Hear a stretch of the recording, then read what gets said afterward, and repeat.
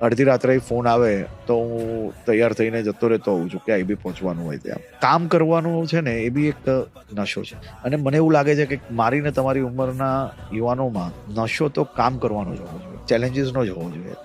અને એ ચેલેન્જીસ જ્યાર તક મજબૂત ના હોય ત્યાર સુધી તમે જીવનની અંદર કંઈક કરી ના શકો. કંઈક ખરેખર ચેન્જ લાવવો હોય, કંઈ અચીવ કરવું હોય તો એના માટે થોડોક સ્ટ્રેસ તો લેવો પડે ભાઈ.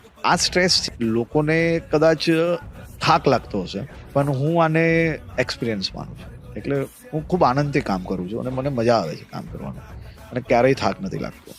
સર, પર્સપેક્ટિવની વાત છે. જેવી રીતે આપે કહ્યું કે જો આપ એને પોઝિટિવલી જોવો તો આપણને એમ લાગે કે નસીબદારને આવો સ્ટ્રેસ મળે, કે નસીબદારને આવા ચેલેન્જીસ મળે કે લોકોનું જીવન સુધારવામાં સહભાગી થઈ શકીએ છીએ, લોકોના પ્રશ્નો સોલ્વ કરવામાં આપણે સહભાગી થઈ શકીએ છીએ. તમારા કર્મમાં જ લખાયેલું હોય, અને કર્મના અધીન જ ભગવાન તમને કોઈ બી કામ સોંપતી હોય છે.